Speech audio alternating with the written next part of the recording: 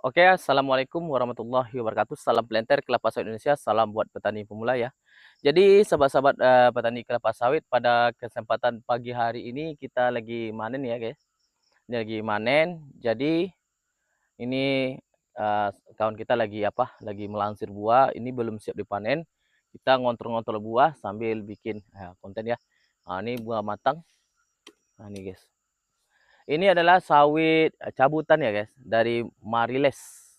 Asli cabutan. Nah, ini cabutan bukan bibit unggul tapi ngambilnya dari Marehat. Terus dicabut, terus dipelibetkan, ditanam. Nah, ini hasilnya seperti ini buahnya. Ini umur udah 8 tahun ya, 8 tahun umurnya. Tapi alhamdulillah hasilnya lumayan ya guys.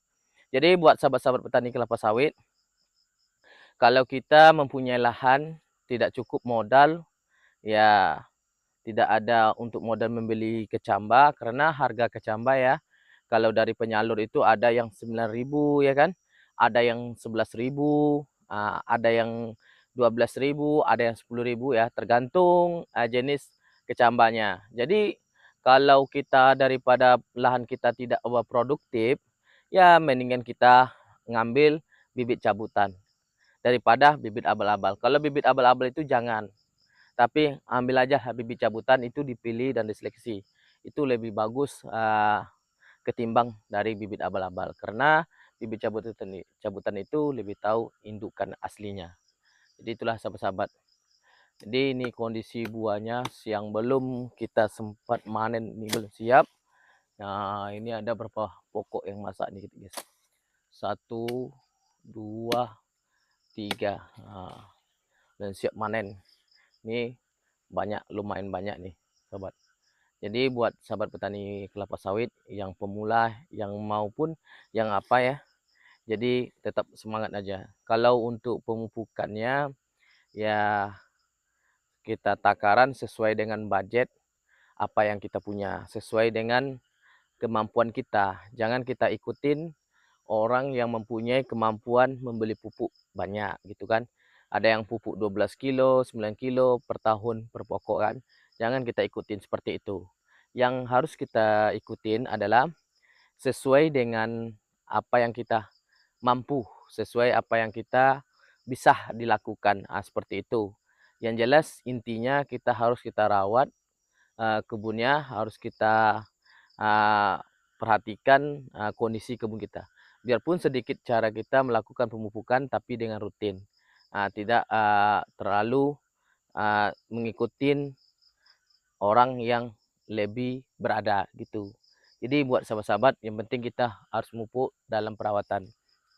Di sini ada juga tadi kita melihat video di apa ya, dia memposting sawit, katanya sawit abal-abal.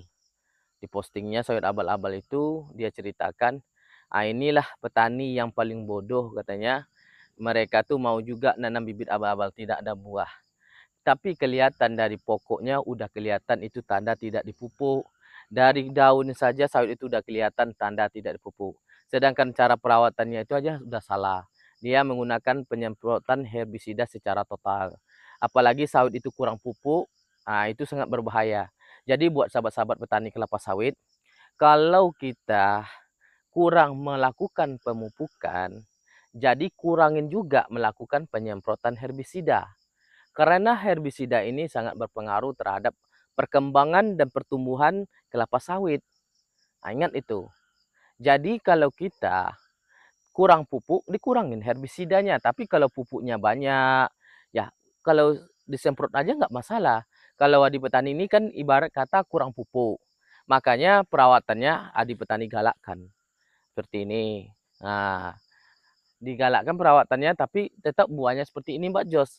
Karena piringannya itu harus bersih gitu. Jadi kita tuh nggak boleh menjelekkan. Orang cerdas pasti dia lihat, oh ini bentuk sawitnya kayak ini berarti kekurangan pupuk. Oh bentuk sawitnya seperti ini, kekurangan ini, pantas saja seperti itu. Jadi ada juga, sawit abal sama sawit unggul itu sama-sama aja. Kalau dipupuk hasilnya sama. Kalau menurut saya, keyakinan saya sendiri, itu sama saja. Kalau tepe unggul kayak gini, sama saja. Banyak tuh lihat cabutan di petani itu. Nah, sama saja semuanya. Jadi yang mana yang salahnya? Yaitu disalahkan lagi nanti pupuk, yang disalahkan lagi perawatan katanya. Bibit nggak disalahkan, ente salah. Bukan gitu. Kita tuh boleh kita lakukan perawatan sesuai sama dengan perawatan yang unggul, kita bandingkan sama perawatannya, habis itu kita bandingkan. Kalau memang pupuknya sama, cara perawatannya sama, mana yang lebih unggul. Nanti kalau memang lebih unggul bibit unggul, ketimbang bibit cabutan atau bibit abal-abal, bolehlah kita berasumsi seperti itu. Tapi dengan perawatan sama dan umur sawitnya sama. Jangan tidak sama umur sawitnya. Ini ada pula postingan, umur sawit yang satu dilihatkan umur 3 tahun. Yang satu dilihat umur 4 tahun. Itu tidak sama hasil produksinya. Beda. Nah, dan perawatannya juga harus sama. Gitu. Oke, mudah-mudahan bermanfaat dan akal sehat dan cerdas. Salam Planter Indonesia.